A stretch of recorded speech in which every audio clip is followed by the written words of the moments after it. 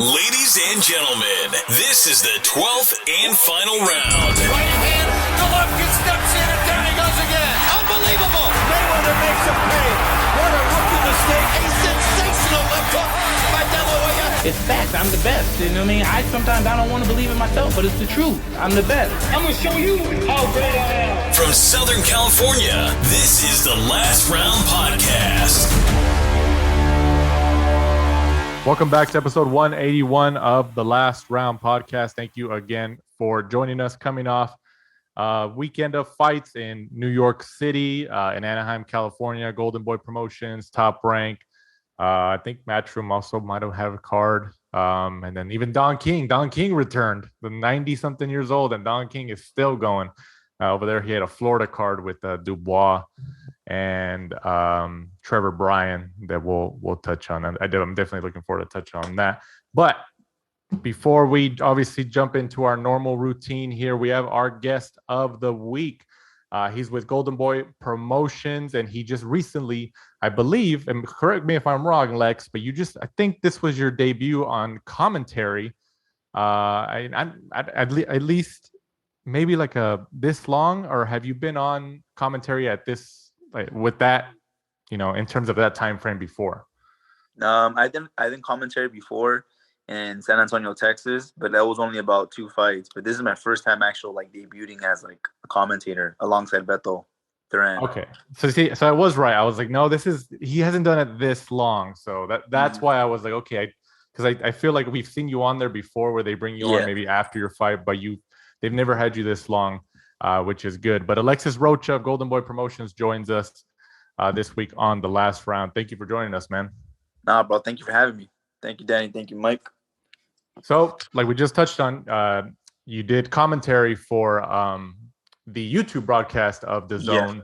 And I believe Golden Boy might have been streaming it as well on their respective YouTube channel this past Saturday at the Honda Center in Anaheim, California for the Jaime Munguia-Kelly main event card. So when and who approached you to request your assistance for commentating this gig? So Beto Duran reached out to. So I commentated the Golden Boy fights on YouTube. Beto had put in a good word for me, and he also put in a good word for me for The Zone. So Ade, who does a watch viewing, I don't know how to pronounce, a watch party during the fights. So he put me in that too. So shout out to Beto. Thank you for that. And that's pretty much how I got the gig, actually, just broadcasting. It was fun. It was my pleasure doing it. It was something different because I'm a quiet person. I like my space, I like being quiet sometimes, but then it's broadcasting. You just got to be talking the whole time. That's something new to me. So did you ask anybody for advice, before, leading up to the actual day, maybe somebody else who's used to commentating, maybe like Sergio Moro or anything like that? No, I had asked no one for advice. Beto was kind of give me the rundown, how it goes around, what some of the questions that he'll ask me, and just mainly just have fun with it when you're there talking. With anything else, just have fun with it. Obviously, you've got a long time left in your career, Lex, but is that something that you would be interested in doing, come retirement? Oh, yeah, definitely. I definitely see that. That's another window that could open up, another door that could open up for me. Definitely, in the long-term future, that could probably be my retirement thing. I would love to broadcast. I think right now, if we had to really look at the landscape of, I guess, recent boxers, would I be right in saying that it's probably Sean Porter, who's maybe still kind of active, and he still does a lot of commentary gigs for different broadcasters? Would I be right in that? Yeah, I think Sean Porter is the one. Well, Sean Porter just retired too, not too long ago. Yeah. But yeah, he was. I think him, and then you look at people that retired in the former world champs, and are also in the Hall of Fame, such as Andre Ward, Timothy Bradley, Roy Jones. Who was that? Roy Jones. Oh, Roy Jones also a commentator. Yeah, I don't know that one. Yeah, okay. Well, he was for HBO. That's what I'm saying. Oh yeah, that's right. Yeah. It's been so long since HBO left, man. I get it. I missed them. Yeah, I missed those guys. Jim Lamberley, Larry Merchant, Max Kellerman. Yeah, but yeah, definitely. definitely want to be doing that in the future. Lex, is that something that Golden Boy? I know you said Beto this time around kind of reached out to you, but the Golden Boy try to push that? Because in terms of like Top Rank, PBC, and those guys, they are good at getting like yourself. Victor Morales has done it. Blair Cobbs has done it. Shane Mosley Jr. Like a lot of the young guys get kind of like pushed that way to something you can do in retirement, right? I guess. Yeah, something we can do in retirement. I mean, they're smart for putting their fighters in. The fighters that I feel that are kind of educated. I mean, I'm not the most educated person, but I'm soft-spoken. I'm not with all those antics. And I have knowledge behind the sports. I know what I'm doing. I know what I'm seeing. I know what I'm talking about. I do it for a living. I know what those guys feel. I know what they're doing, the nerves, the emotions they get and the pressure they get. And it's just something that I know. And that's very smart of Golden Boy for doing that, for opening up that door. So what was during, you mentioned you did it with Beto Duran and how do you pronounce his name again? Ade? Ade. I think it's Ade. I don't want to butcher Mike, it. What's his actual full name? Ade, yeah. Ade Oladipo. Ade Oladipo. Okay. Yeah, because Mike told me when we got there and I was like, say that again. So I know. I kept having to ask him. I was like, Ade? And he's like, yeah, that's how you say it. Okay. So was there any moment during that entire broadcast when you were right there with him and Beto Duran that you kind of not shaken up, but you're like, oh shit, I need to step up my game here, or anything that kind of made you nervous for like a split second? Yeah. Like for that, it's not even broadcasting. What we did was a watch party. So it was just flowing like a normal conversation. We weren't like, oh, he's doing this. We weren't talking about the technical side or anything like that. At times we were, but it was more like we're having a conversation, me telling them like, oh, Munguia-Kelly's trying to do this, Kelly's trying to do this. But I remember Ade, he was talking to me. I responded with like 2 words. And then Roberto looked at me and he went like, you got to talk more. But he didn't say it because I'm like, oh, damn, I got to talk more. Like I said, I like my quiet, But that's a whole different ballgame when you're commentating and doing those. See, but that's cool though that he not only did he help you get the gig and he put in a good word for you, but he kept an eye on you during it. He's like, hey, step it up, like because he knew you could do it. Yeah, exactly. Golden Boy liked what I did. The zone also as well, and it was just good to like put my foot in the door for that, like in the future. Who'd you talk to from Golden Boy that did you get any feedback? You said you got feedback from them. Did anybody specific? Sophia. I'm not sure her last name. I forgot her last name, but Sophia, yeah. She helped me out and she was the one that's like, you're going to be doing this. We had actually had a meeting before. So she just gave us a rundown of like how it's going to be, where we're going to meet up. And just, like I explained to you, it was like a normal conversation. That's what she was telling us to do. And what about Ade? Like, what's it? Because obviously he's from the UK. Yeah. So you and Beto are Mexican American. Yeah. So what's the biggest difference during that whole commentating time frame that you had this past Saturday? What's the biggest difference between how you guys, I guess, described the action or talked about the action, whether in comparison to him, who's from the UK? It wasn't that much difference, but with the UK, they have different slang, like the words they pronounce. Like what? Give us something. Come on, we want to hear it. Man. What did he say? You got a UK guy right here, man. I know, Michael. Right. I forgot what he said, but I've been to the UK twice, and like I've been to like Europe, so I was kind of like, oh, okay, I know that. Like I have friends that like actually lived in the US that are from UK. And I've actually met a lot of people from the UK, so I was like, oh, like his mates and whatnot. Yeah. But I forgot what word he was saying that he kept saying over and over. I'm like, oh, like that's what we say. Yeah, I forgot what he said. Yeah. One of the times you went over, Lex, you were sparring Josh Taylor, right? Yeah, that was the second time. My last time I went to Europe. How was that? How was sparring obviously Josh, and then obviously it was for the Regis Prograis fight? Yeah, it was for the Regis Prograis fight. I remember my coach, he he calls me out of the blue and he's like, "Hey, would you want to go to spot start Josh Taylor?" And I'm like, "Yeah, of course. Like they'll pay me and everything." And he's like, "Okay." His camp's in the UK. I'm like, "Oh damn!" I'm like, tell him yes. Like, when do I leave? He's like, "You leave." So he called me Monday. And he's like, "Yeah, you leave Wednesday." I'm like, "Oh shit." Yes. So I left Wednesday and I got there Thursday because they're a whole 8 hours ahead, and I caught like almost a red eye. I left that night. Do you know why? Stylistically, you're not similar to Regis Prograis, right? We have the same build pretty much. I mean, we're both heavy hitters. We work off our jab a lot. Yeah, and we don't have the same. I've even sparred with Regis Prograis too from my last camp. We have just, I mean, I'm quick, I hit hard. We're both southpaws, both are on the same height, the same built to us. So I believe it was like, I don't have the same style, but like as far as like close to identical style, then I would say, yeah, I come close to it. You've sparred a whole host of who's who, haven't you? Canelo, Josh Taylor, Regis Prograis, Manny Pacquiao was one that we were going to get on with next. Manny Pacquiao, Mikey Garcia. I sparred one time with Terrence Crawford. Who else did I spar with? I just had Jose Ramirez.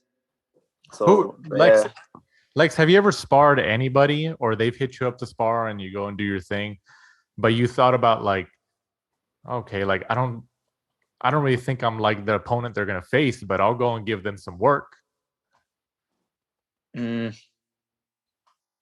Mikey Garcia and Manny Pacquiao were both trained for Errol Spence at the time, and I feel like I was kind of, again, like I don't fight like him, but Spence loves digging down to the body. I love digging to the body too. We both start off our jabs. We're about the same height, I believe. Oh, sorry, hold on. No, it's okay. You can keep talking. Yeah. Okay, he'll be right back.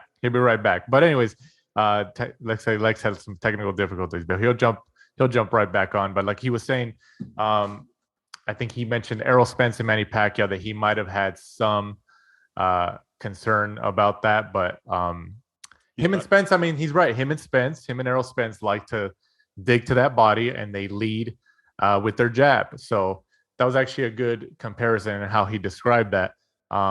Because that body work, I mean, would you say it's underrated, Mike? That body work? I'm so sorry. Yeah, no, it's okay. We kept the convo going. So you were saying like the body work, you and Spence. Yeah, the body work.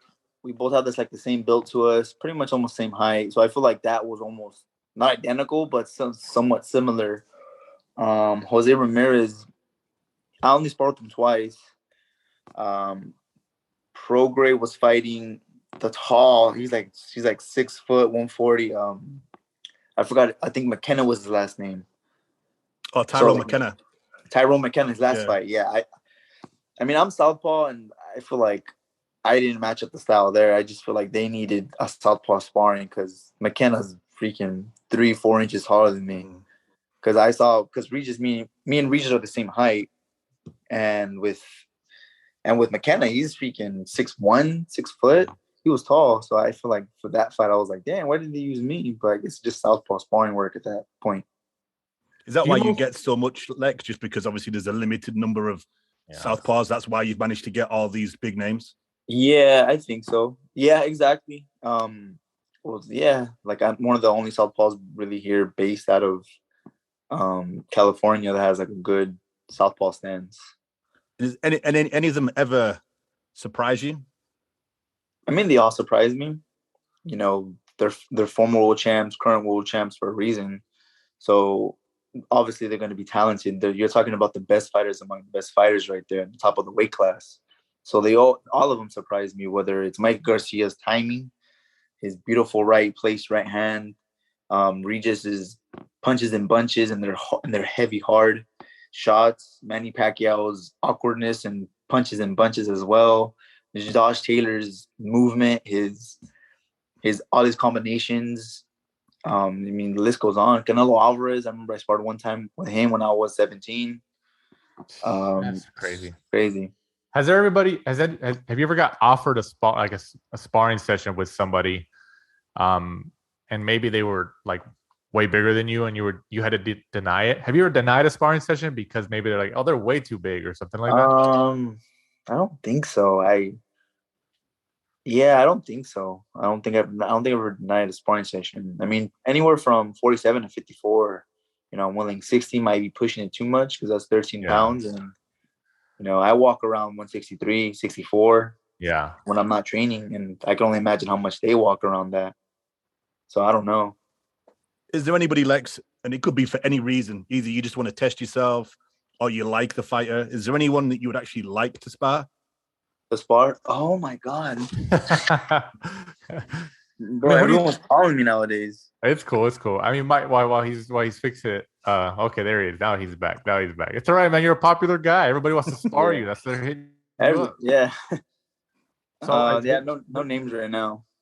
Nobody right now. Not really. I mean, I don't want to be a sparring partner. Right. But I mean, if you look at the silver lining behind it, it's good that you're getting that work from some of the most elite guys in the game. Yeah, definitely. I mean, I've already been so grateful to be sparring all those world champions, and I feel like now it's time to make my own name out of myself in the boxing world, and that's what I got to accomplish. Do you think you're in the Golden Boy stable? Do you think you are the busiest one in terms of getting calls like that? Sparring or for fights? Well, in terms of sparring, because you sparred like all those names like we just listed. I mean, I would say yeah, definitely. Right? Mm-hmm. Yeah, I agree with that one. I don't see anyone else like sparring a lot of type of caliber fighters like that.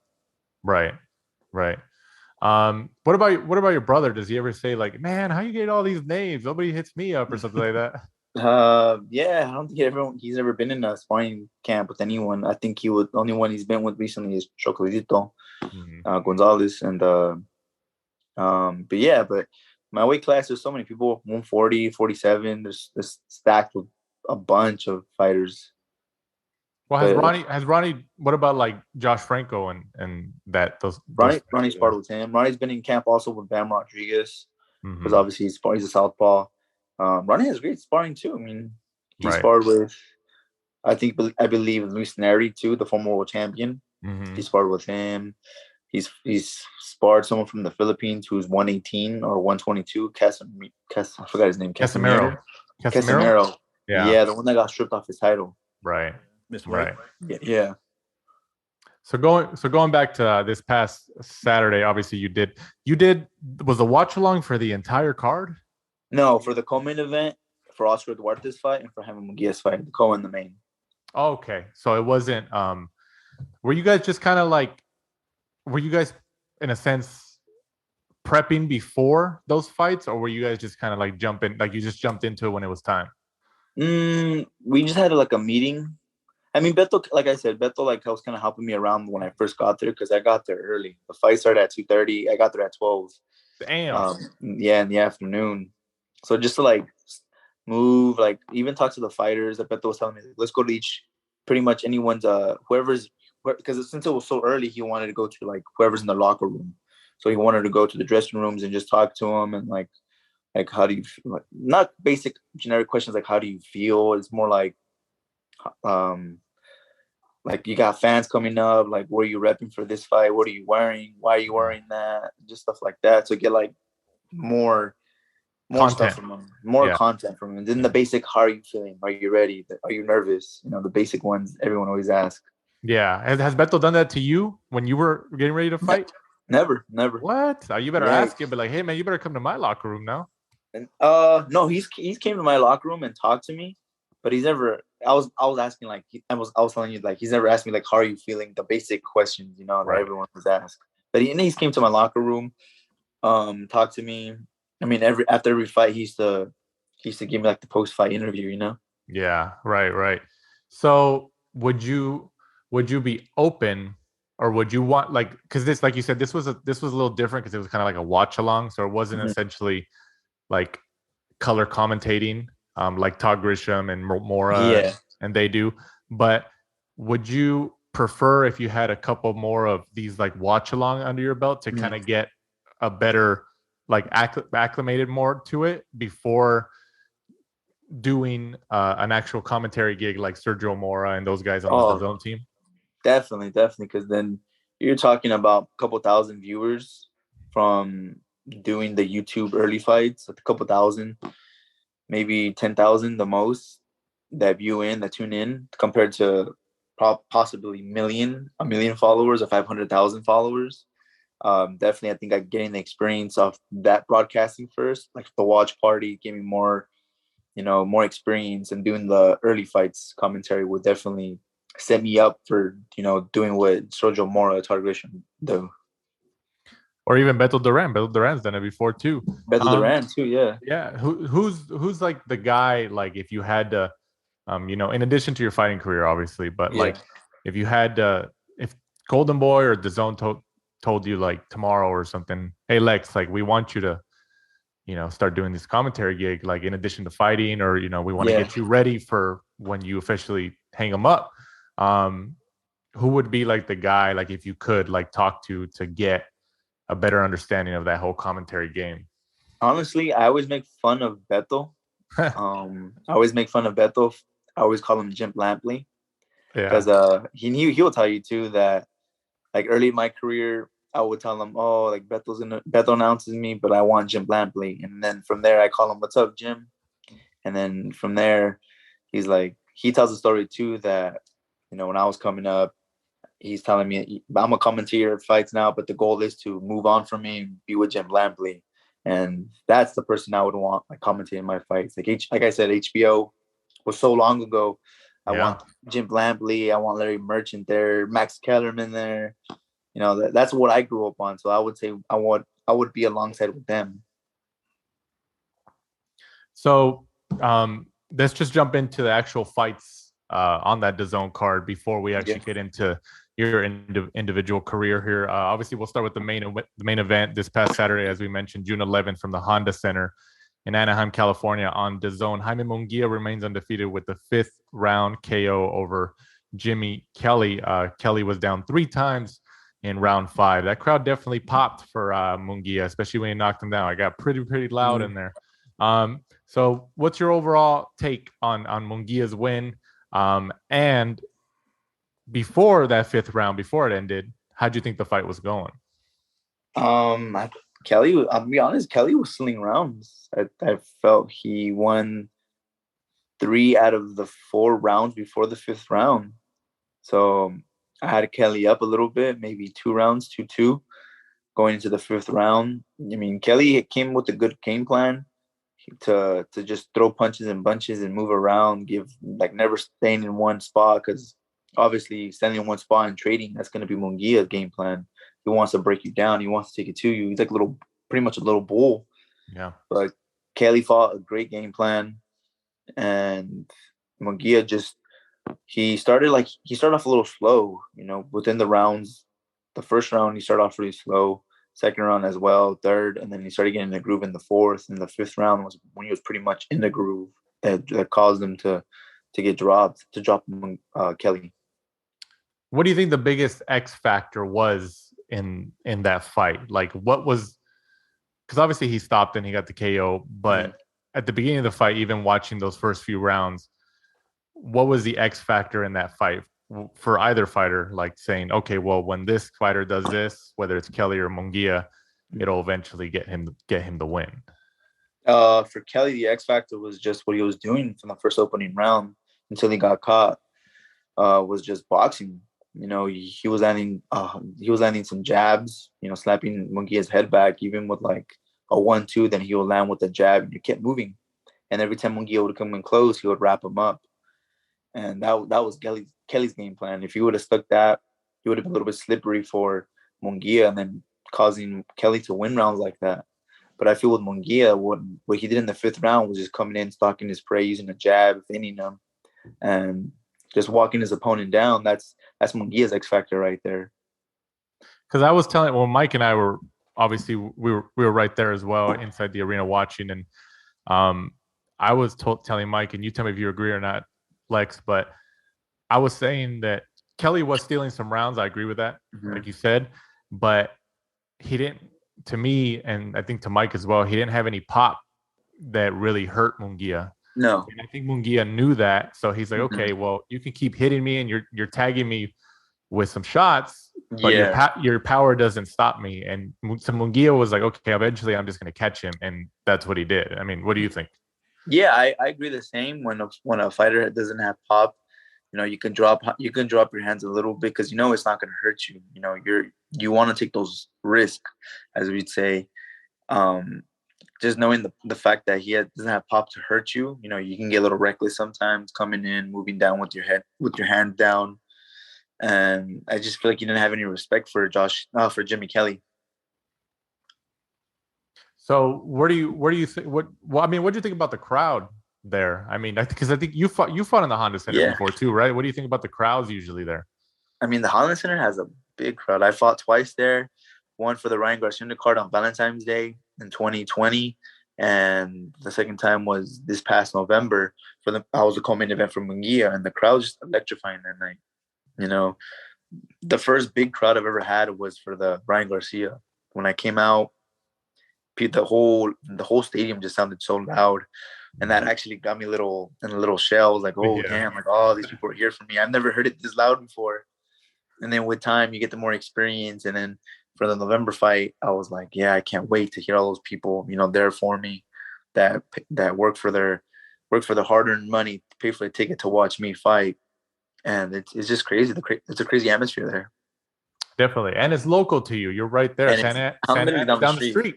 Yeah, literally down the street. So it was cool. If it would have been in LA, it would have been a little drive, but it's down the street. I can't complain. Definitely. So in terms of the Jaime Munguia getting the fifth round victory and stuff, we asked him backstage, all the fans had already cleared out. It was just media, and, he went back, took a shower, cleaned up a little bit, and then came to talk to us. I asked him, hey, fans, everybody's kind of waiting for you to get that big name. What's going on here? Right? Yeah. I didn't even say Charlo. I just said a big name, because he's kind of stuck in limbo, which a lot of sometimes fighters, when they're on their respective sides or different promoters, they get stuck in a corner and stuff like that. So we understand that. But, and he said by the end of this year, they should have a name. He should have one of the bigger names. Hopefully, it's Charlo. They got close a couple months ago. But do you think Charlo would be the best? Not the best, but like maybe the most anticipated matchup for somebody like Munguia, or who do you think at 160? There's so many names at 160. I definitely think Charlo's the one to fight, because I feel like he's pretty much almost the face of 160. But then you also got Triple G's also at 160. I know he's going to go up to fight Canelo at 68. Or I believe he went up already 68, right? Or no, this is going to be his first fight, I think, at 168. Canelo. So Golovkin can still make 160, I feel. So that's another good fight. Daniel Jacobs is another good fight for Munguia. I actually heard there was talks of them fighting each other. But, yeah, they've mentioned that. Yeah, but I don't know what happened there. But yeah, definitely a lot of names out there. Did you get a chance to talk to Munguia on Saturday at all? No, I didn't. No. So, and in terms of because he's a young guy too. You guys, how is he older than you, or are you older than him? I think we're the same age. He's like 25. Yeah, you guys are about the same age, right? Yeah, I'm almost 25. Yeah, you guys are about the same thing. So like Mike said, you and him, if including him, you guys have still a ton of years left in the game, and have already accomplished a significant piece in the sport. But obviously you've been a professional for quite a few years now. You're with one of the major promoters in the game with Golden Boy Promotions. But from a fighter's perspective, talk about like the politics of the game. How do you combat that? Because obviously sometimes we're all human, especially you guys. And sometimes there's certain things that are happening behind the scenes. Like, how do you as a fighter combat that when it's something that you're hoping pans out but it doesn't pan down? How do you work on that? It don't get me wrong, it does get frustrating. Like it gets frustrating big time. But really, you just got to keep working. You got to stay positive. You can never let yourself down. Like I said, with frustration, you have to just find out the positivity to keep working, keep grinding for whoever whatever name you get. You could be talking with the big name and more money involved, and then sometimes something falls through. You got you get a lot less money with a name you don't know.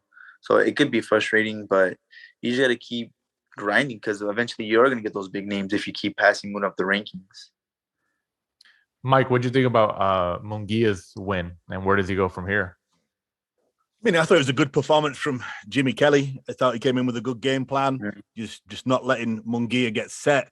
Every time he would set his feet, Jimmy Kelly would just pop and move. Kept, but like said, it's hard to do that for 12 rounds. Kind of like what Wilder said. He's just got to be perfect for like that. That second and catch you, and it's kind of game over. And that's kind of like the game that Jimmy Kelly was playing. But what's next for him? The problem is when they release the payments from the state of California, if he's getting $2 million to fight Jimmy Kelly, who's the 40th best middleweight in the world, I wouldn't fight anybody else if I was him. I would just be like, if I'm getting $2 million for this, I'm fine. I'll do like 60, 80 fights. Just do that. There's no need. Like Lex said, if you're earning little money fighting Jimmy Kelly, you're thinking, well, I'm still going to get hurt. I need to fight these big guys, make these big purses. But he's getting big boy purses fighting Jimmy Kelly. So if you're Munguia, for legacy you want to, but he's still 25.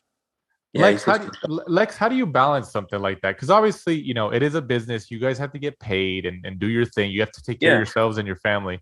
But you also, want to leave some type of legacy behind. And like when you look back on your career, people can say like, man, Lex Rocha, he fought all the killers, and whether he won or lost, he fought the killers and he went through with it. How do you balance something like that? I mean, yeah, you want to fight the best out there, but with that being said, it's a business side. If you're going to be fighting guys that are in those competitions, you want to be earning a lot more money. You can't be fighting guys and getting paid pennies where they're getting dollars.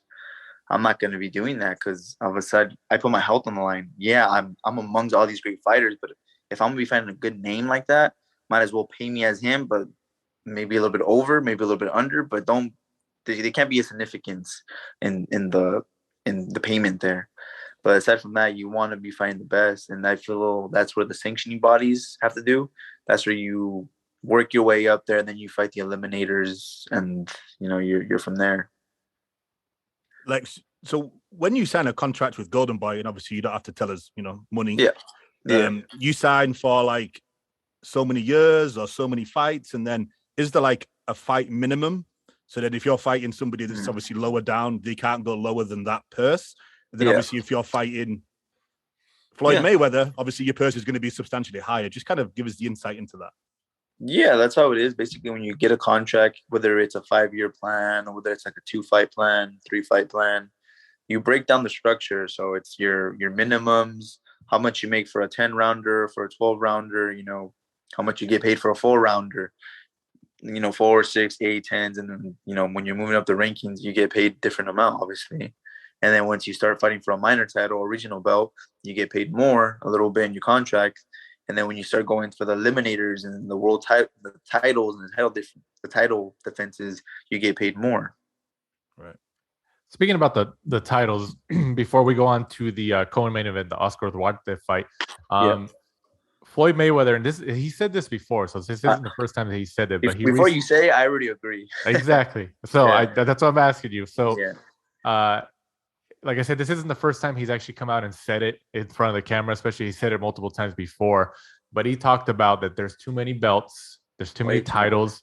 He even talked about Tank, which is his fighter, saying, he's like, Tank has a WBA belt, Rolly had a WBA bout. Then he talked about Devin Haney have a WBC, and then Cambosa's having WBC, and then he tied a bow on it and said there's too many belts. He's like, and I think he said he never fought for like a regular or an interim belt. When he fought for like the full-fledged belt. You said you agree with him. Why do you agree with him?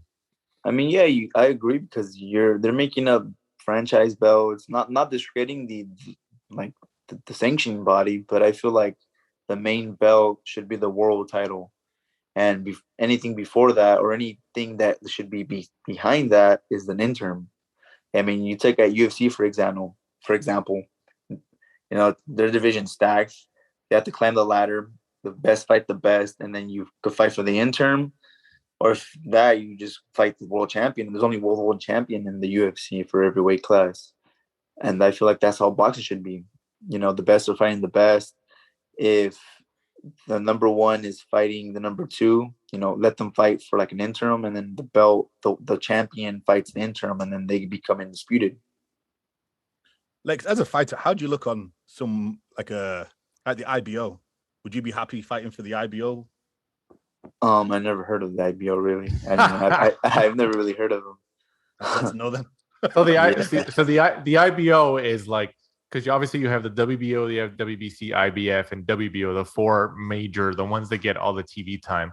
Yeah. The IBO is the fifth one, but the one that is not universally recognized.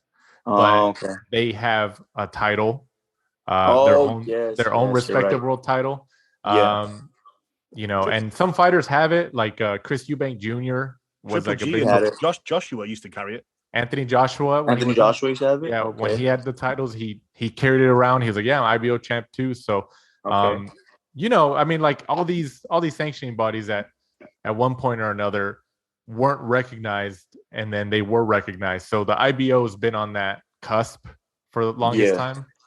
They're just not universally recognized. Their president, Ed Levine, he's the president of the IBO. He's been on our show before. Okay. And he talked about, and this is now we touched on this. Mike, correct me if I'm wrong, but didn't he say they do like computerized rankings or something? Yeah. So they can't. How's that? It's just like a point system, kind of like BoxRec. That's why sometimes you get some obscure people up there, but at the same time, it stops people paying, and then somebody just appears in the top 10. Oh, wow. Okay. So it's kind of like a BoxRec where they have like some type of system where you get points for like beating somebody, and the bigger the match, the more points you get, and that's how you work your way up. Yeah, Lex, what is your take on something like that? Like, because obviously, the four major sanctioning bodies, I believe that it's like a panel of them, or like WBC has like a board of directors or something like that, and they have a team that they vote or they look at the fighters like, oh, okay, Lex got this win. Let's move them up from 14 to like 11. It's like a person. Yeah. But what do you think about like doing it like from like a computer standpoint to kind of maybe be unbiased? To be unbiased, it's just really who you fight and then see who that person. Like if you be a guy who's beating top notable names and you beat that guy, you got to move yourself up. But if you're fighting a guy that's 10-10 or has a losing record, I don't see you should go up any of that list. Right. Yeah. No. Yeah. We were when he described it when he was on. It was very interesting. It is interesting. Yeah. So and I think he said that they look at BoxRec like that. They kind of work with them as well because BoxRec it's like computerized. But like Mike said, sometimes there's like random names like at the top of certain rankings, and you're just like, what the hell? But like it's it's a computer, so you kind of have to keep an eye out for that. Should have it like Fight Night. Whereas if I'm 11th and Lex is 7 and I beat him, I'm now 7. Yeah, it should be like that. Yeah. Right. You would think so, right? Because like, don't they? Sometimes they look at pound for like the mythical pound for pound lists like that. Like if you're number 9 on people's pound for pound list or whoever, and then you fight a number 2 guy, like you kind of go up in the pound for pound. Do you become pound for pound? Does Devin Haney take George Kambosos' spot? You know what I mean? Yeah, I agree. So, I'm a resume guy for stuff like that. Mm-hmm. Yeah, look at the resume. Yeah, because if I have my best night in the world and I beat someone and he's had a bad time, like look at like the Teofimo Lopez, like he had all the issues outside of boxing.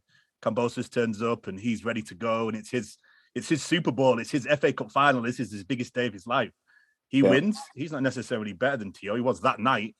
It was that night, yeah. Yeah, that's how it is for me. You need the resume to back it up. That's why Canelo and Lomachenko are still probably, top 3 in the pound for pound, in my opinion. Yeah, it is subjective, but like we said, going back to the co-main event on the DAZN card in Anaheim, Oscar Duarte gets the 8th round KO over Mark Bernaldez, who takes the 6th loss of his career. What'd you think about Duarte's win, Lex? And tell me if you agree with us or not, but every time we see Duarte, he looks so huge for that weight, and we always think he's like a 160 pounder, but he's not. Yeah, he's huge, man. He's a big 135 pounder. This guy is sculpted. He's like a Greek god or something. But I was impressed with Oscar from every fight. So my third fight, I was fighting at the StubHub, and that's where I met him. That was his fifth or sixth or his seventh fight, and that's where I first met him. And from there, we just became friends. We fought on a lot of the same cards as with each other, and just me seeing his development throughout the years, like where he is now, is like levels ahead of where he was back then, because he was very green back then, and he would come out and say it. But he trained with Joel, and then I heard like the COVID happened, so he went back home, and he's been with his home team the whole time, and I've been seeing a lot of development from him, and I was very impressed when he did Saturday night.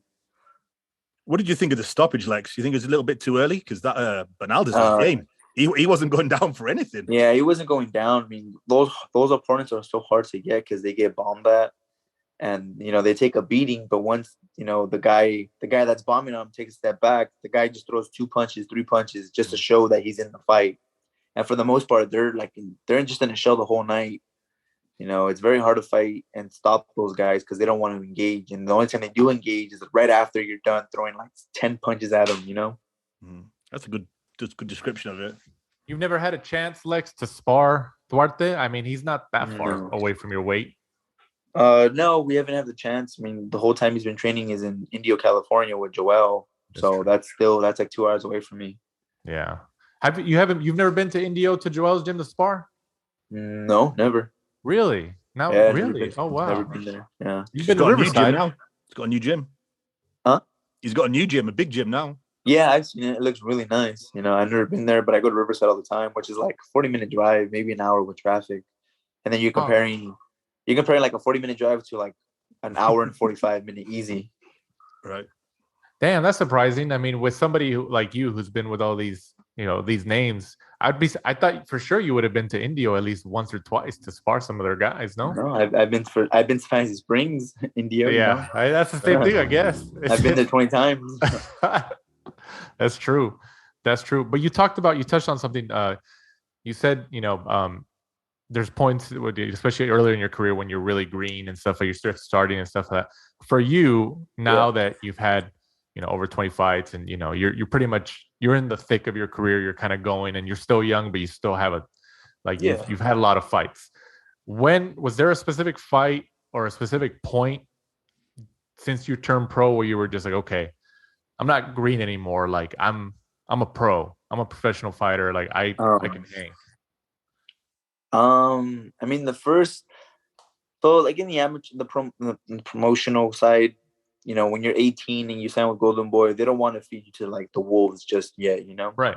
Not even necessarily to the wolves. They don't want to build you up too hard just yet. They're gonna throw in guys who are, losing records or they're making their pro debut.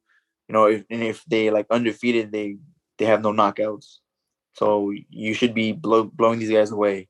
You should be knocking them out, building up your resume, getting the experience, getting the rounds in of like different styles, how it feels to fight with no headgear, with small gloves, to get headbutted, stuff like that in the pro game. And then I want to say around your 10th, 9th fight, maybe 11th fight, they put you in with guys who take a beating, who know how to keep fighting back. You hit them with 3 shots, they come back and want to hit you with 3 shots, compared to, your 3rd, 4th fight where you hit them with 3 shots and it's over. These guys fight back. And I think once you start fighting those guys and you beat those guys and you start knocking those guys out, that's when you tell yourself like, damn, I'm like, I could start, I'm no longer green. Like I know what I'm doing. I know how to handle myself in front of fans, in front of a guy that wants to rip my head off as well and who wants to win. Mike and I have talked about your career so far. And I mean, we already agree that Golden Boy matches a lot of their fighters, especially their prospects coming up, like especially because they match them together, and Golden Boy does it a lot. Yeah. But for you, like they've matched you up hard, like your last, I don't know how X amount of fights. Like they put you in there with some killers sometimes, and sometimes we're just like, hey man, like that. I don't know if I like that fight for Lex, but like in a way, that's kind of how they look at you. Like, obviously, you need to get better, so you need to fight these better Exactly. guys. But like, it's also them having confidence in you. Like, nah, we have confidence in him. We can throw him in there with him. Yeah, exactly. They have confidence. You know, the whole team, the whole Golden Boy staff, the promotional company has confidence in me, and that's why I have confidence in myself to be matched in with these guys. You know, I fought Rashidi Ellis, who was 22-0 at the time. You know, my last fight, I fought an undefeated guy, Blair Cobbs, was undefeated, and those guys are there with their promotional side as well. We're both signed to them, so sometimes it should be like that in order to get to the next level. Whether Rashidi Ellis, I failed, I picked myself back up. You know, saw what I did right, saw what I did wrong. You know, and then from there, dust myself off, and then, you know, 2 fights later, I fought Blair Cobbs. Yeah, absolutely, yeah. But they got you on the right path, man. You know, Yeah, because it's good that, you know, obviously taking a loss. You never want a loss as a professional fighter, exactly. but like you said, you got to pick yourself up and just keep going. Yeah. So far, all the greats have losses. Yeah, definitely. Yeah. I mean, if there's no loss, there's no growth. I truly feel, you know, unless you're Mayweather, that's different. Or you know, Sugar Ray Robinson. He's a different one from those lists, and Ray Robinson he's different from those lists. There's only one of them, you know. But yeah, you know, if there's no loss, there's no growth. You know, if there's no, I wouldn't necessarily failures, but if there's no downs, you know, how are you going to expect going up from that? Right. Absolutely. Also on the card for the minimum weight world title, Yocasta Valle, 25-2, gets the 10-round unanimous decision win over Lorraine Villalobos. Did you catch this fight, Lex? And if you did, what'd you think about it?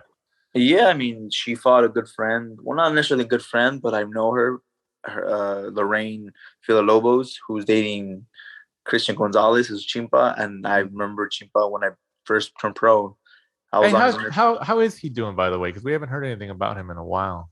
I mean, he's doing good. You know, he's doing his own thing. You know, he hung up the gloves like a couple years back. Mm-hmm. And, you know, sometimes it's just the right path. You know, if you don't have it in you, then why are you going to go in there and get hurt? I feel like with Chimpa, he probably lost passion for it or whatever. He's been doing it since he's a little kid. And sometimes, you know, that's okay. You know, you don't want to go in there doing it for the wrong reasons. And that's when we put our health on the line. He had a big following at fights. I remember he had the crowd, like he had like sections of fans that would come for him. I was like, damn. Yeah, he did, definitely. He had a big crowd going up, and he put on great performances, great knockouts too. Yeah, I wish it would have continued, but like I said, if you don't have that fire in you, you know, not for you. No, yeah, you're right. Yeah, at least he was, you know, mature enough to, you know, admit that, because it's not hard. You know, I mean, obviously you don't know, but like it's hard to have that conversation with yourself or with other people. So yeah, as long as he's okay and if he's happy, it works out. Exactly. Like you must see that though. That kind of fascinates me at times. Like I'm sure you've seen people like in the amateurs, and someone we always talk about on here is, you know, like Frankie Gomez. He had like all the talent in the world, and then he just obviously had his biggest win, Mauricio Herrera, and then just never went back to the gym and just disappeared. I think with him was not necessarily the passion in him. It's just that he had so much trouble outside the ring, from what I've heard. Yeah, that's what we've been told. Yeah. Yeah, he wasn't disciplined in that sense outside of the ring. You know, you got to be disciplined outside of the ring as much as you are inside the ring, because whatever you do outside the ring is gonna truly show what you do inside that ring. Yeah, yeah. When somebody like Freddie Roach says that you're the most talented guy in his gym, like besides Pacquiao, that was saying a lot. And that's saying a lot. And I remember asking him, I was like, "Really, Freddie? Like Frankie Gomez?" He's like, "Yeah." He's like, "Yeah." He said it multiple times, and he's like, "Yeah." He's like, I can't force you to come to the gym, but when he was here and when he fought, like he was the guy. You know, it was crazy. Mm-hmm. It was really crazy. Rounding off the card, Carlos Ortiz gets the upset, probably the upset of the night, as he gets the fifth round KO over Evan Sanchez, who takes the first professional loss of his career. Am I okay to say that we were all surprised about this? Yeah, I mean, I was surprised, definitely. Remember when I told you that when you find out you're not green? Well, one of the fights I found out that I wasn't too green was when I fought Carlos Ortiz. I fought him at the T-Mobile Arena on the Golovkin Canelo undercard, the rematch. Mm-hmm. And I would hit this guy with everything in the kitchen sink. like literally everything. He was stay right there trying to fight me in the pocket, and I was like, dang, this guy's he's tough. Not just that, he's heavy-handed as well. Like the technique he doesn't have. He's very sloppy, but when he does land a good shot on you, his jab was really stiff. It was hard. You could tell it was heavy, and it's just an upset. I'll tell Evan to pick himself back up. He's a good fighter as well. And I know he'll bounce back from that. Mike was saying when that fight was like starting and they were announcing the names and all that, Mike was saying he's like, I don't know, man. He's like, I think Ortiz might be too much for him. He's like, I don't like that matchup. Well, sure enough, he was right, Mike? It's one of those things where like you're trying to bleed like Evan through, and like going into the fight, Ortiz was 12 wins, 5 losses. All 12 wins were by knockout. And when you saw the picture of them both up on that DAZN screen, you had Evan, who was still growing into his body, and Carlos Ortiz was a fully grown man, just pure ripped. Pure ripped, yeah. Yeah, and then you could see like Evan, like at the beginning, he started really well. He was doing like the Jimmy Kelly type of thing, like piecing him up and then moving. But he grew in confidence, and then he started to drop his arms, like Lex was saying, when you get confident. But Ortiz had that power. Like what Lex was saying, like he had that power. So he was dropping. He started to get like a little bit kind of cheeky on the ropes, kind of like moving around, and then he got caught. That's one word. That's one word Ade was saying. See, like Lex said, is if he has the power, you got to keep those arms up and keep moving. Because if he was like 12 wins, there's only 1 knockout, you're like, okay, this guy's got no power. I can kind of like I can take a few shots from him, show off to the crowd. But Ortiz did have the power, and he found that out. Yeah. Lex, we've been doing the show for like almost 5 years, me and Mike, and I still don't know sometimes what he's saying. So I know it's hard, right? Yeah, it's hard when they catch up to them, man. It's just like what? Like they're slang what they say. It's weird. Yeah, I thought after so many years, I was like, all right, I can Americanize him a little bit, but it never works. So, people only talk. You can take him out of England, but you can't take England out of him, huh? It's true. Yeah, that's true. Moving on to actually before we move on to the Edgar Berlanga fight, we'll get in your take on that, and then I guess the Mike Tyson bite that he tried to recreate there. What was the most memorable moment or anything from this past Saturday night, which includes the whole day being there or being on commentary or watching the fights, or maybe like have seen fans or anything like that? Like, what's one thing you're just like, oh, okay, that was cool? Broadcasting, that was definitely something new to me, something I still want to be doing. Like I said, it opened up a door. It showed I'm not the best at it, but there's a lot of room for me to grow in it, and I did all right, I feel.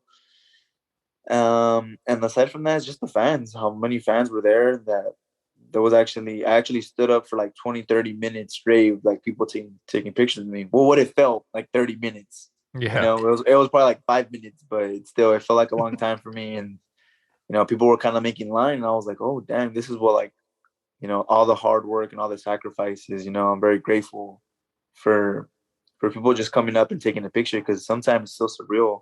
Because to me, I'm another ordinary person, just like you, just like Mike. We all do the same things, but aside from that, I get in that ring and I fight. It's something that I love to do, so I don't go out that ring and saying like, oh, I'm a fighter, blah blah blah. I do it because I love fighting. I do it because I love to win, and just being that competitor. But when people like that, and they take a picture with you or an autograph with you, it's very surreal. Until this day, I'm so like, you want a picture with me? Like, are you sure? Like, I want to ask him, like, why? Like, why do you want a picture with me? Well, who's the last person that you asked a picture for or an autograph? Anything like that? I don't remember autographs, but I remember for the Canelo fight when he fought Pivot. Mm-hmm. There was a lot of celebrities there. I took a picture with Amanda Serrano. No, not Amanda Serrano. Katie Taylor. Mm-hmm. I took a picture with Rolly. I was actually with Rolly yesterday. Rolly was there on Saturday.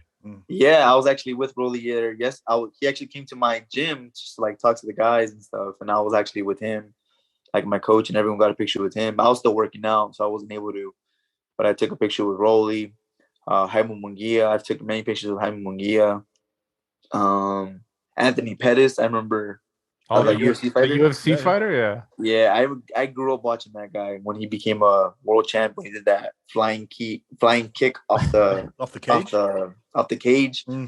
I grew up watching that. So when I saw him in person, I'm like, there's no way I'm not gonna take a picture with him. You know? UFC doesn't interest you, man? I love UFC. So funny thing about me, I don't like baseball. I don't like basketball. I don't like football. I don't follow no teams. But I just love combat sports. I love boxing, and I love boxing. I love UFC. You know, I sometimes watch UFC more than boxing. Who's like your favorite fighter within? It doesn't even have to be UFC, but just within the MMA world. MMA world. I mean, I really like Khabib. You know, his mindset was crazy. You know, he always wanted to win. Same thing with Daniel Cormier.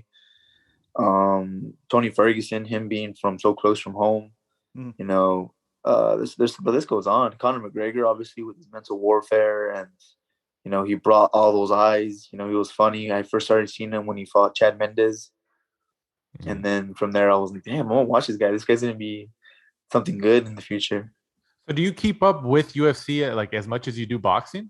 Yeah, I do. No way. Yeah. So, for every UFC, you know how they're like up to like 270, 271, 272. Right. They always do the embedded. UFC embedded on YouTube, so it shows them their fight week, like all the you know, the meetings they have to do. And aside from that, what really interests me in like boxing or UFC is weight cutting. Like I'm very like that really fascinates me because I hate doing it myself. Yeah, like I hate it with a passion.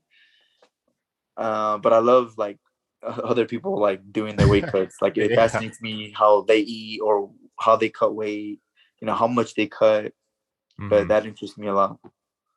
Well, some say, and you probably agree, that that's probably one of the hardest fights of getting into shape before the fight. That's a fight before the fight, right? A fight before the fight. If you do it wrong, you could possibly lose your fight, or there's a disadvantage there. Right. Remember that famous video of Lex? Was it of a Cyborg? Chris Cyborg. I was watching that the other day too. Oh, really? The one when she's trying to make weight? That was when she was crying in the hot bath. Man. Yeah, that was like jaw dropping. That was. Man, that just goes to show like what people go through. You know, crazy. That's why you shouldn't go too low, isn't it? You know, when you're younger, you can probably rebound, but then like, look at like Paddy Pimblett. There's only so many times that Paddy Pimblett's going to be able to do that before his body just goes, not anymore. He's young too. He's 26, 27, but once he gets to his 30, 29, his body's not going to be able to cut weight. He's not going to be able to lose it that easy. You're still solid, right? At 147? Yeah, I still make the weight. You know, I still make the weight very comfortable. I struggle like everyone else does because it's a pain. It's a pain cutting weight like that. But yeah, I make it very comfortable. For all my weigh-ins, I'm always underneath. Like if there's never been a fight where I'm like on the dot for weigh-in for my contract weight.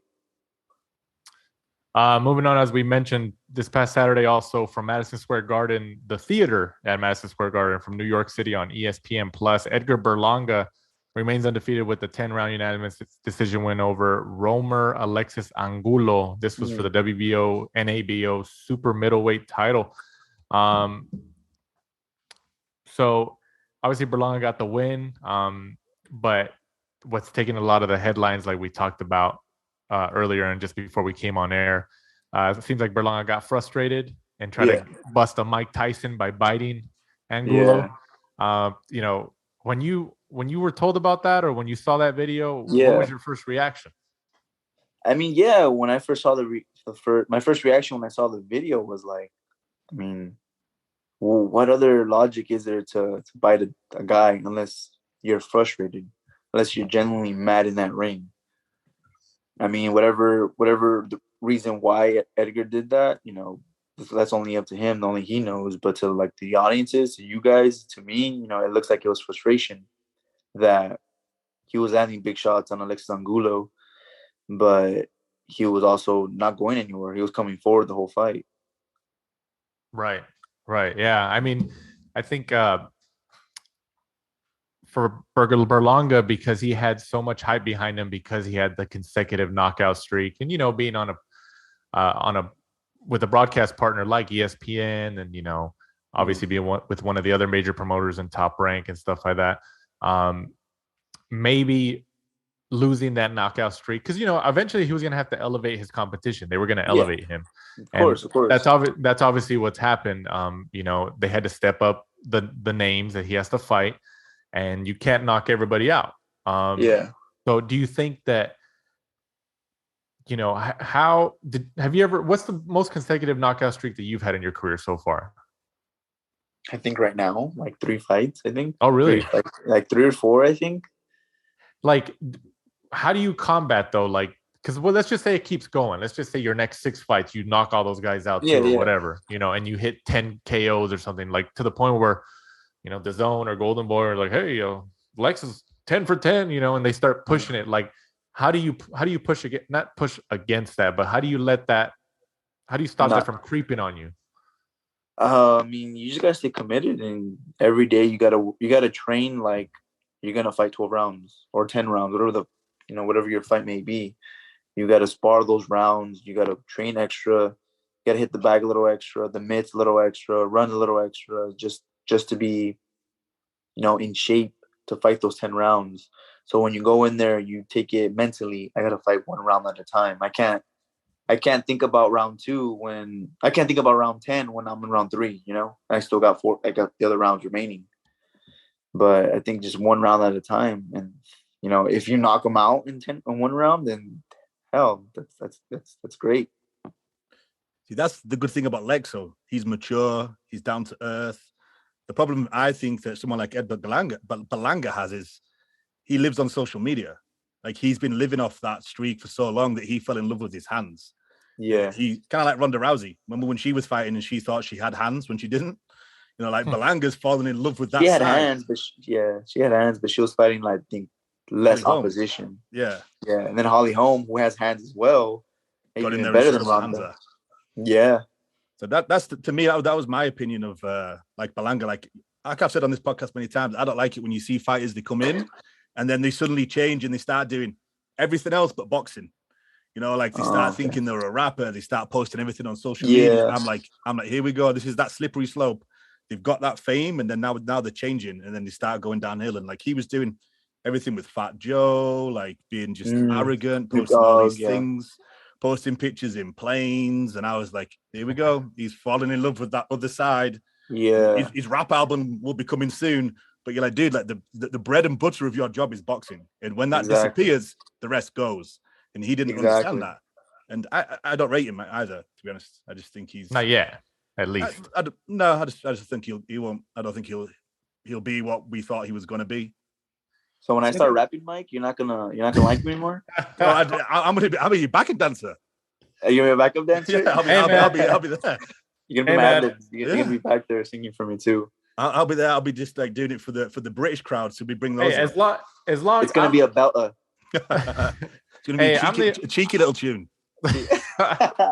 Hey, I'm of the opinion that, like, look, man, I get it. People have their lifestyle, this stuff, or he takes pictures on planes or something. But hey, man, if you can back it up in the ring, even while you're doing that, then by all means, do whatever you want to do outside. Do it, man. Ring. But like, don't let something like that outside of the ring, outside of those 4 corners, take away from your commitment to the sport. So, look at Devin Haney. Devin Haney, he posts a lot of like videos and pictures of him with all the stacks of money and stuff like that. He goes pretty hard sometimes. But he's committed. He's passionate. He's committed, man. Like, look what he does, and his resume speaks for itself. Yeah. So hey, like, I get it, but like, I as long as you can balance it and still be committed to the sport, Floyd's probably the best example who's done it. It works out, but it's the moments that we see, like Mike was saying, when fighters get too distracted by outside circumstances that you could see that it affects them in the ring. And like, sometimes everybody has their battles and stuff like that, or in their issues, but you have to be able to control certain variables to stay on that right path, I guess. Do you know what popped in my head when you said Devin Haney's resume? I was like, Linares, and I was like, please don't beat up Linares. Please don't let them. Everyone seems to be fighting Linares. And Lex is too big for Linares. I know, but everyone seems to wheel him out. He'll be at 147, and that we'll have Lex retiring him. I mean, if I was 140, then yeah, they'd probably, I'd finally fight him. But no, I don't see him. Have you ever gotten a fight offered with Cano, Pablo Cano? No, I haven't. No, he's a 140 pounder. I know, but he's a pretty big guy. He could probably do 147. No, he's tall, but he doesn't carry a lot of muscle. Like from what I've seen, it looks like he has like a little more fat on him, which you could obviously lose. But no, I mean, in the future, yeah. But he just came off a loss. I wouldn't sure. Oh, yeah. I just thought about it because, like, when Mike brought up Linares went up to 140 and Cano just destroyed him. I was like, oh, and then he went back down to 35. He went back down, yeah. I was like, oh man, that was not a good night for Linares. But that Ortiz reminded me of Marcelino Lopez. Which one? Ortiz? What? Do you know Carlos Ortiz, who you fought? Okay. What on that card? He reminded me of Marcelino Lopez. Just pure muscle. Pure muscle, pure strength, right? Yeah. Yeah. So, turning our sights on you, Lex, before we let you go. Once again, obviously we appreciate your time tonight. We always appreciate when we talk to you. I appreciate you guys. So obviously you're coming off headlining a DAZN card. I guess it was by accident. You were supposed to be the co-main, but hey, for your career, that was great. I mean, like, it sucks that Virgil had to go through what he went through and he got sick, but for you, it was beneficial because like, oh, well, they gave me the spot. So I headlined the card coming off of your knockout win against Blair Cobbs, who you said was undefeated, gave him his first professional loss. What are we looking at this year? What's next? I mean, what's next? July 16th, that's just my main focus right now. I can't think about any other months, the rest of the year without thinking of July 16th. I just gotta, go in there and, just in Mexican, I would say, échale ganas. Yeah, absolutely. So you're already, I'm assuming you're already in camp, right? Yeah, I'm in camp training, sparring, everything, dieting. How much do you weigh right now? Right now, about 161 after eating. So about 14 pounds. And then once that's pretty much fully rehydrated. So I'll lose like a pound and a half. And then from there, just start working my way down. I told Lex in person when I saw him at Fantasy Springs, but we had Al Dawson from The Insider on this show a few times. And Al Dawson. When he came, he's a reporter. Yeah. Okay. He's a reporter. He came to watch you when you fought Blair Cobbs. And he said, you've made, since he moved to America, he lives in Vegas now to work for The Insider, full-time journalist for boxing and MMA. Is he a short guy? He's an English guy. He's English. Short English guy. Yeah. He was pretty much saying that you're the most American fighter that's made the biggest impact on him since he moved there. Wow. I mean, that's an honor. Yeah. Like, again, I go in to win, to look good for myself, because, at the end of the day, I'm the one that benefits from it. But like when I get people like that make an impression on, that I get a fan of, that means the world to me. Yeah. He mentioned that he's been on our show like maybe 4 or 5 times, and it was just after your card when you beat Blair Cobbs in LA at the Galen Center.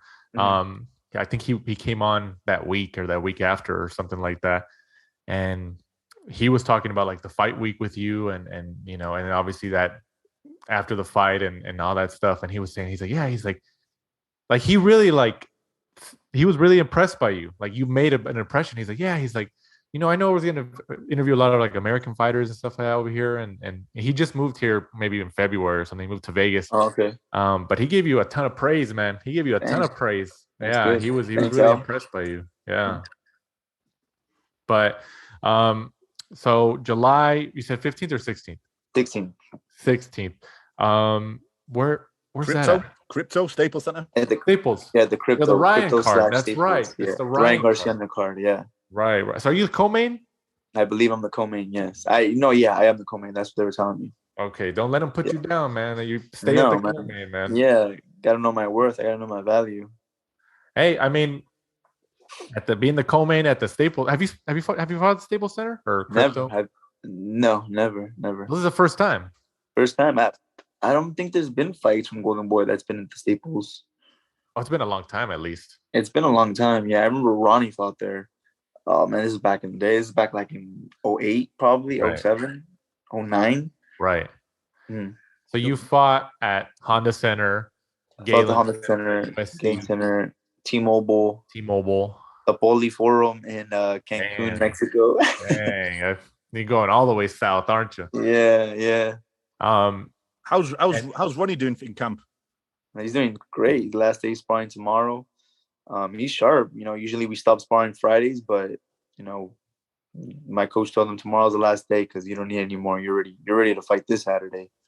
So June 25th. June 25th, yeah. Right. And how is he on the weight cut right now? The weight's good. I think he's about 8 pounds over, 7 pounds over, and Okay. he's still got a lot of time till next Saturday. So now it's like you got to maintain a little bit. You don't want to lose too soon, but you don't want to lose it too late, if that makes sense. He just has to maintain it for right now, slowly but surely. Drink a lot of water, and he'll be at weight next Friday.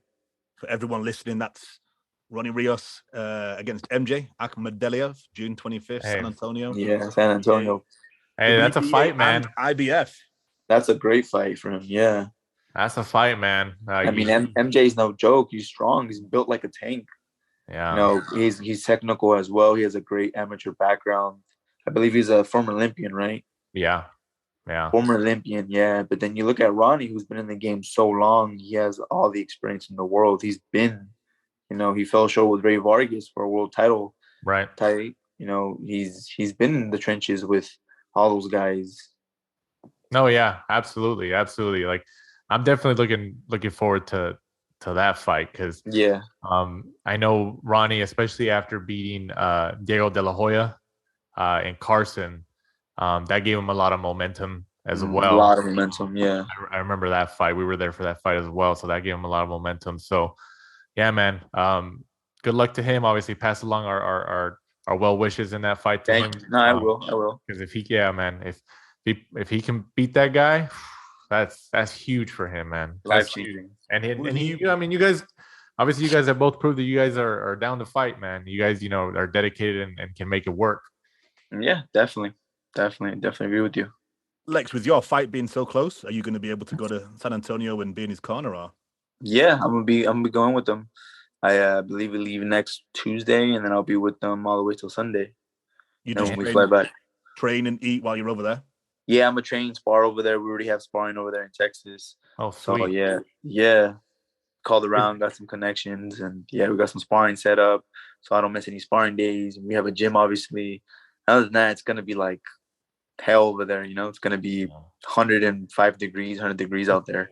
Man, and humid too. It always gets humid. It's humid. Yeah, I've been to Texas 3 times already. San Antonio Robert Garcia has a gym out there, doesn't he?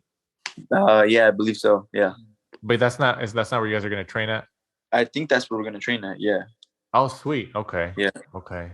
I think he's opening up a Chicago one too. I saw that with Rick Ramos. Yeah, I saw that. That's big time, man. Because Chicago for like a gym like that, especially obviously they have fighters and stuff, but I feel like there's an untapped market in Chicago for a lot of fighters, man.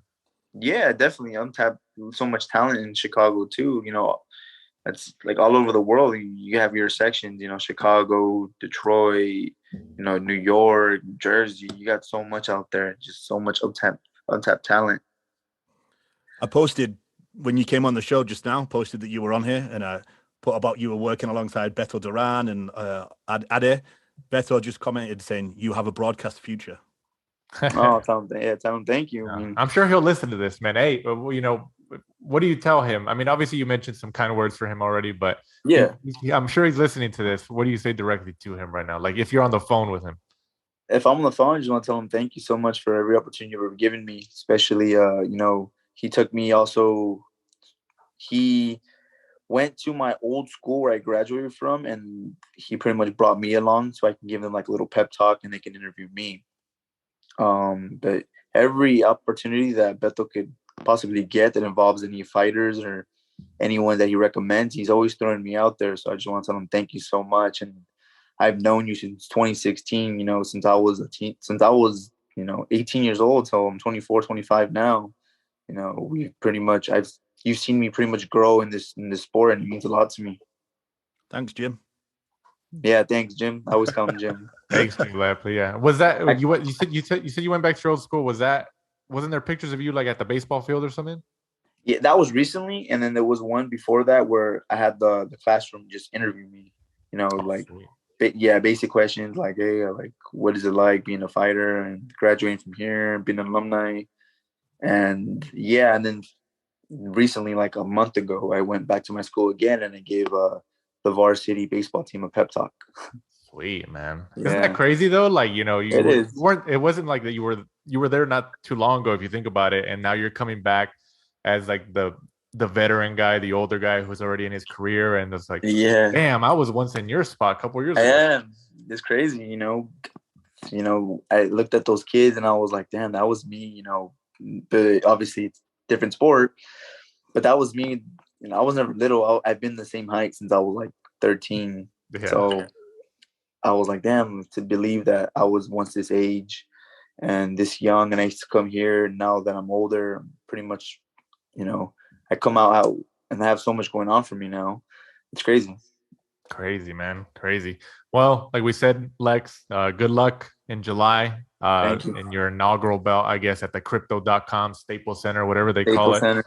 That should be pretty cool. I mean, you mentioned how you came out, I believe, at the Honda Center your first time, and you were like, oh man, I can feel this. I'm sure you'll feel that at Staples Center. So I'm more than positive I'll feel that in Staples Center, and that gives me extra motivation to just get up earlier or run that extra mile, run that extra round, push myself a little bit more because I want to excite the fans. Absolutely. I want to give a good performance. Absolutely. And then obviously pass along our well wishes to Ronnie, who's fighting in a couple weeks. Thank you, Danny. Next week. Fights next week. Next week. Yeah. Sorry. I was thinking about your fight. But before we let you go, Lex, go ahead and plug your social media and everything you got upcoming. You could follow me at Alexis Rocha 777 on Instagram and Twitter. Just stay tuned July 16, guys. I'm gonna put on a good show. I promise to put on a good show, and just you guys will know who I am. I'm gonna want to hit the boxing scene, the boxing world. Sweet. All right, Lex. Well, we appreciate it, man. And then I'm sure we'll have you back on the next couple of months again, man, or whenever you want, man. If you want to come on and talk or plug something. Yeah, man. I'm always down to be on you guys' show. You guys interviewed me when I was like 8-0, 7-0. So we've been talking ever since. So I appreciate you guys. Yeah, definitely, man. Yeah, we're here, man. Down a few bars ready for this album. Yeah, whenever you're ready, I'll drop some bars. Yeah, Mike's not gonna like you anymore, man. I know, man. Never mind. I take it back. All right, Lex, take it easy, man. We appreciate it. All right, guys, take it easy. Have a good one.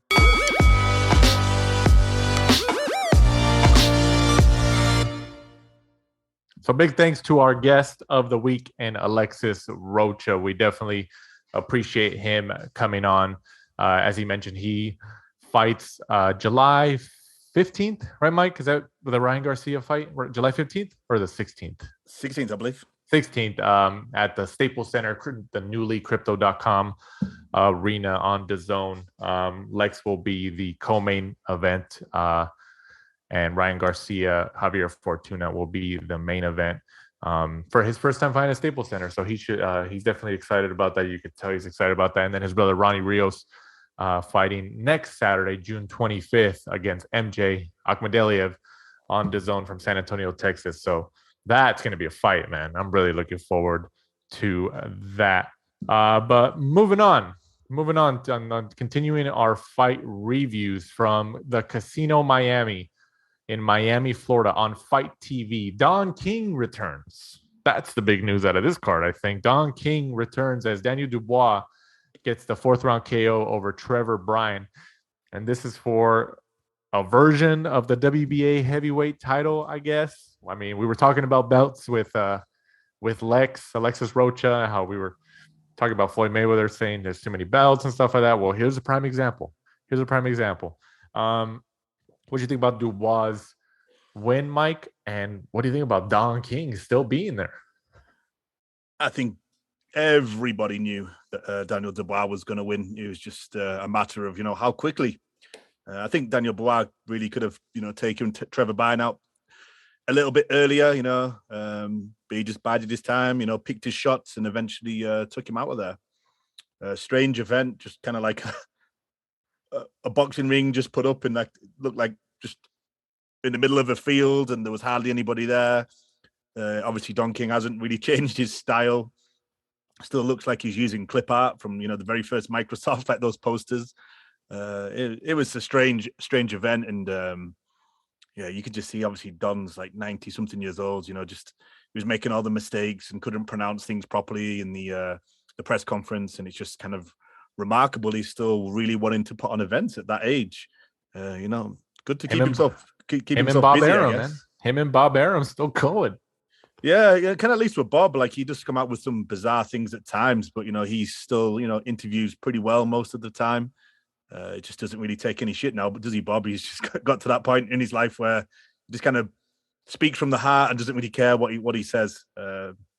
He's got to that age. So, but yeah, it's good to see what's next for Daniel Dubois. I think obviously the main heavyweight titles are kind of sewn up for the Usyk Joshua fight, and then obviously after today's interview on Queensby Promotions YouTube page, it looks like Tyson Fury's coming back. He pretty much confirmed that.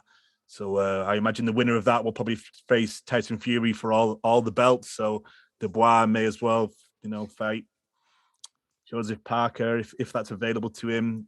Why not have the rematch with Joe Joyce? Where both of them are chasing world titles that are were sewn up. So why not face each other? Another Battle of Britain type of things. Probably the biggest payday for both of them whilst they're waiting. But Daniel Dubois does have time on his side. He's still super young for a heavyweight. So he could really just go back into camp, just work on things, because, the fight against Joe Joyce was really one-way traffic. So maybe it is good for him to, he's got a version of the WBA heavyweight title, go away, work, because genuinely most heavyweights don't really hit the prime until at least 30. So, he's got, time on his side compared to everybody else in the heavyweight division. I thought the WBA, I guess too good to be true, but didn't they say when there was all this criticism for all these belts, didn't they come out and release a statement saying that they were going to take away all these type of belts, regular, interim, and all that stuff, and they weren't going to put any more fights on for, like, what's going on here? Like, did they just say that just to kind of do some PR, and they're like, everybody forgot about it, let's just keep doing it? If you look what they did, though, they kept all of those extra belts in the divisions that are the most popular, that probably command the biggest purses. So they're never going to take it away from the welterweights, the middleweights, the super middleweights, and the heavyweights, because they're probably the weight divisions that have the most eyes and the bigger purses, and they want that 3%. Why have 3% in the heavyweight division when you can have two? You get the one, you get 3% from Usyk and Daniel Dubois. Ridiculous. Come on, man. Come on. But Don King, man, that's the biggest news for me out of that card. Don King's still there, and the crowd, the attendees, didn't look that great. I saw some pictures and didn't look that great, but Don King is still going, man. He is still going. Also, this past weekend from the Wembley Arena in London, Richard Riakporhe gets the second round TKO over Fabio Turchi, who takes the second loss of his career. Riakporhe still remains undefeated at 15-0. What do you think about this fight? Good performance from Riakporhe. It's good to see him back out there after having that, kind of that year, 18 months in the wilderness. Now he's on the bigger platform with Boxer and Sky Sports. He's been super busy, and Andy Clark was telling us in the last episode, what really happened behind the scenes there. And it's good because in that division in the Britain, you've got a lot of good fights for him. So, hopefully they can be made. Hopefully he doesn't get stuck between promotional issues and stuff like that. Because with Riakporhe, he's got some knockout power. So he's good to watch. And he's getting in there with like Chris Billum-Smith again, like Tommy McCarthy, some of those other guys. Because I'm sure Chris Billum-Smith will probably wants to run that back, and I think I'm right in saying that's the only blemish on his record. So that would be a good fight for the fans. Or do you just stick him in there? Do you do like Anthony Yard did and be like, what, I'm highly ranked. Let's fight Marius Bradis. I've got nothing to lose. Just jump from like the British scene to the world scene and give it a go. You know why not? Like we just said with Lex before, it's just having a loss on your record doesn't really mean anything. It just means that you've challenged yourself. It's looked on differently in like most MMAs, in the UFC and other combat sports compared to boxing, where we look at it like it's something tragic, like oh, they've been found out, they're no good, stick them to the bottom of the pile. Whereas elsewhere it's not looked at like that, and hopefully it's it'll change over time. Moving on, fight previews this upcoming Saturday, the 18th of June, from Madison Square Garden, the theater of Madison Square Garden. It gets another fight 2 weekends in a row in New York City on ESPN for the WBC, IBF, and WBO light heavyweight world titles. Artur Beterbiev, 17-0, goes up against Joe Smith Jr., 28-3. I mean, on paper, it seems like it's a collision course between these two. I honestly think Joe Smith Jr. takes it. Because isn't Artur Beterbiev, isn't he 37, 38? I feel like he's just been too inactive. The inactivity has really hurt his progression, 37. I guess. He's 37. Right. So, I mean, yeah, he's heavy-handed. I mean, he could prove me wrong on Saturday, but I'm going Joe Smith Jr. on this, man. I think he takes it. Oh, it is hard because I would have said Beterbiev earlier, but because of COVID and the inactivity, he beat Glavovnik, and then he didn't fight for nearly 2 years. He came back. He fought that Adam Dinez, however you pronounce it. He won TKO in round 10, but he looked poor. And was that just him getting, rid of the ring rust?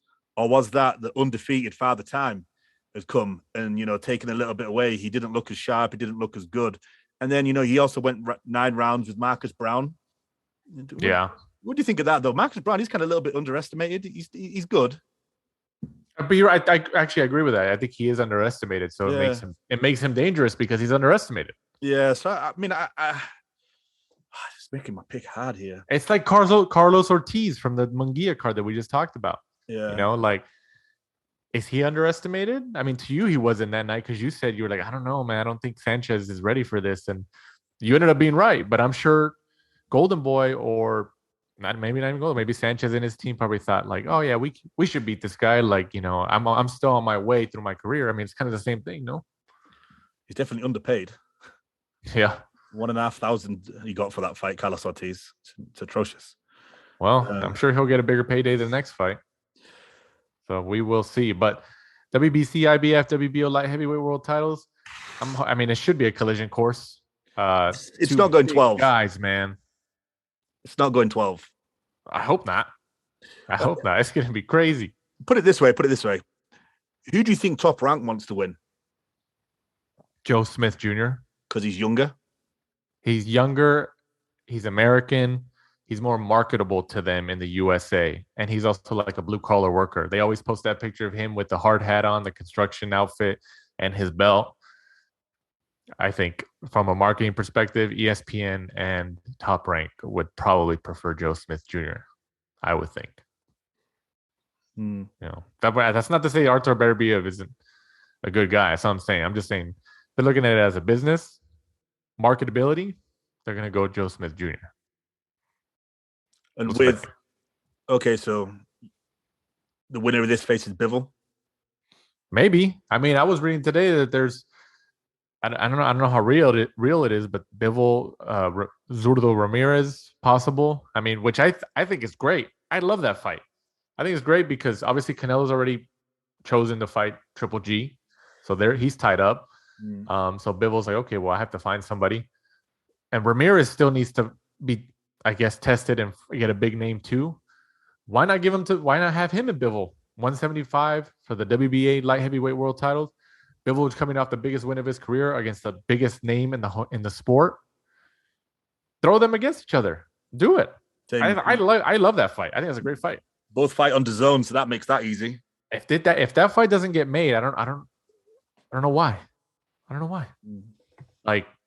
that make that fight. I think that'd be a great fight. You know, they're both Zerda would look huge enormous guys. next to him as well. What? Zerda would look enormous against Bivol because but Bivol can fight. Yeah, Bivol's is actually more of a size of a super middleweight. And then Zerda, when he fought Boisel, or however you pronounce it, in Ontario, right? He looked absolutely enormous compared to him. Yeah. He looked like several weight divisions bigger. He's like Oscar Duarte but at the light heavyweight classification. They're the same. They look huge for those weights. It's ridiculous. Moving on, news and notes section of this week's episode of The Last Round. Anthony Joshua and DAZN have announced a long-term agreement. AJ leaves Sky Sports, who was his longtime partner since the beginning of his career, practically. Is anybody pretty surprised about this? Yes and no. No, because I thought he was more than likely would follow Eddie Hearn. But then when I was chatting to people like Andy Clark and like people you expect to kind of be in the know, they're in the mix, they're behind the scenes. I was kind of speaking to him about it last week off air, and he actually said that he thought he would stay with Sky Sports just because Sky Sports is in more households. And it's a bigger reach of pay-per-view. So interesting that that he actually went with DAZN, but I'm assuming obviously DAZN are thinking that all those people that would have watched him on Sky Sports will now purchase and sign up to DAZN. Right. And I mean, I'm sure DAZN threw the whole vault at him, and also to give him part ownership. And that's crazy, man. Hey, it works out for him, but also AJ has his own stable of fighters under like his management team, and I'm sure in that deal he got dates for his fighters too. Like, hey, you have to give me dates for my fighters too, and put them on my cards or put them on this. Just how Eddie Reynoso and Canelo have done with DAZN. They leveraged that and they got dates for their fighters. It's the same thing. I'm sure that AJ did a very, very similar deal. Very, very similar deal, which includes his business, his stable of fighters, in addition to his own stuff. So, yeah, it didn't really surprise me. But I mean, if you're saying would you say a lot more people in the UK would be surprised generally?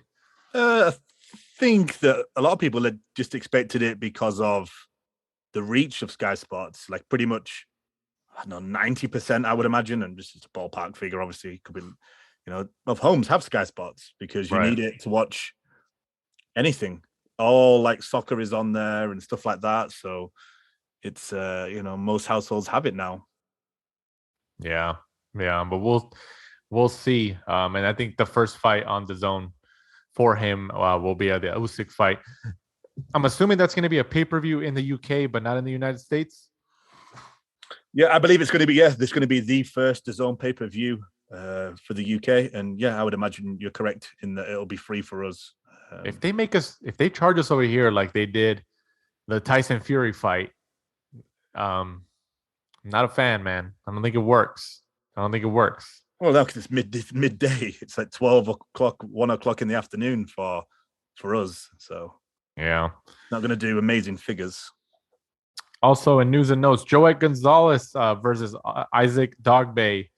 An eliminator has been confirmed for July 23rd in Minnesota. Obviously, both fighters fight under the Top Rank banner. I'm happy for Joet Gonzalez. I know his brother Joust is still with Golden Boy, but Joet no longer with Golden Boy, who was his promoter for so many years and now goes with Top Rank. But Top Rank does have a lot more names, bigger names to give him opportunities against. So I kind of actually like that matchup between him and Dogbe. What do you think? Yeah, good matchup. Could have been Adam Lopez. I thought Adam Lopez. Yeah, blue nose. I thought he might have just sneaked that fight with Dogbe. I thought Dogbe maybe won that just to the fact that he was a bigger name. But yeah, it could have been Adam Lopez. That would have been cool for somebody that's been on the show a couple of times. But yeah, it's a good fight. Joet kind of coming, back up again after the, that loss. He's kind of rebuilding himself since he lost to Shakur Stevenson. But yeah, good fight. I would probably put my money on, if you're gonna push me for a prediction this early, I'd probably put my money on Joet. Yeah, I think that's a safe bet. I think I still like the fight, but I'd probably lean Joet as well. And also Floyd Mayweather returns, I guess. in another exhibition bout. He will fight again in Japan, this time against an MMA fighter, Mikuro Asekura. I hope I said that right. Promoters for the event stated this week that the bout is scheduled for September. The rules and length of the bout have not yet been released. I know there's like conversations online on Twitter and stuff like that about Floyd Mayweather, like, oh, he's doing these exhibitions. I'm sick of it and stuff like that. Like, don't watch. Just don't watch. If you don't like it, I mean, hey, let him do it, man. Let him do it. Like, in a way, we still kind of get to see him fight, even though they're not real fights. But let him do it. If these promoters all over the world are offering him a ton of money, and he just has to go in there and be in decent shape and do his thing for like 8 rounds or something and fight guys that aren't, Manny Pacquiao or something, he's gonna do it. Why not? That at Jedi Goodman on Twitter, great account to follow. He's a great account, yeah. Yeah, to do everything with combat sports, WWE. He does loads of stuff behind the scenes. Yeah. He posted today. Floyd Mayweather claims he got paid $1.5 million to just attend the press conference. I kind of believe it. You got to think about it. Like Japan, it's them approaching Floyd Mayweather. I'm assuming that seems like the likely scenario. They're like, hey, do you want to come back and do another event for us? And he's like, okay, well, let's talk business. The ball's in his court. He's the star. And honestly, he might be embellished a little bit just to kind of say it, but like, I wouldn't be surprised if he's actually telling the truth, or if that number isn't far off from what he's actually getting paid. Like, I could see it. He's the star, and if they're bringing him back, obviously they most likely approached him for another exhibition. They're like, hey, we made a ton of money when he did it, and a lot of people showed up. Let's do it again. The population of Asia it's around 1/3 of the world. Yeah. So if you're popular, look at Bob Sapp. Bob Sapp probably made a mountain of money going over to Asia and fighting on all these exhibitions and MMA events and wrestling events, because he was 6 foot something, huge, muscular guy. Yeah. And Asians, they love that sort of stuff. They love people that are good at combat sports. They love people who are mountains of men, mountains of muscle. They love that sort of stuff. So why not go over there and I would love to go to a fight over there. Like the New Year's Eve one they do. It's because like the fans over there are like, it's crazy. They're so respectful. Like they literally sit down, and when they see something they like or something, they clap like it's an actual show, and they stop and it's really quiet, and they see something, they're just like, oh, and they clap again. It's like an actual show. And it's crazy to see, because the dynamic between like American and English fans in their respective countries is so crazy to see in comparison to like Japan or something like that. But like just going to experience that, be in that crowd, I would love to do that. That seems awesome. But who knows? But once again, we appreciate our guest of the week in Golden Boy Promotions, Alexis Lex Rocha. He fights July 16th as a co-main event on the Ryan Garcia Javier Fortuna fight at the Crypto.com Arena, formerly the Staples Center in downtown Los Angeles. His brother Ronnie Rios fights MJ Akhmadaliev June 25th, next Saturday on DAZN from San Antonio, Texas. So big thanks to Lex for jumping on this week and giving us some time out of his busy schedule. He's obviously still training in the midst of sparring, his weight cut and all that. So we'd appreciate his valuable time. But before we completely sign off for this week's episode, Mike, go ahead and do the usual. Let them know where they can find us and follow us. We are at The Last Round 12 on Instagram and Twitter. And be sure to join us next week. We'll be reviewing the Joe Smith fight, and then looking forward to, and this is probably one of the best stacked cards we've seen in a long time. So I hope that nobody drops off. You've got MJ against Ronnie Rios for 2 titles. Jesse Bam Bam Rodriguez against Rung Visai for the WBC flyweight. Julio Cesar Martinez against Williams Arroyo for the WBC. And then Jessica McCaskill for the undisputed against Alma Ibarra. What a card. I tried to get the time off to go, but I couldn't. Solid lineup, solid undercard and main event. Definitely. Shout out to Matchroom and DAZN for putting that card together. That's a great night of fights for those San Antonio, Texas fans. Definitely spoiled right there. So once again, for our guest of the week in Alexis Lex Rocha of Golden Boy Promotions, for my co-host Michael Shepard, I'm Danny Z. This is the last round. Thanks for supporting and listening to the show. Follow us at The Last Round 12 on social media. Rate, review, and subscribe. This is the Last Round Podcast.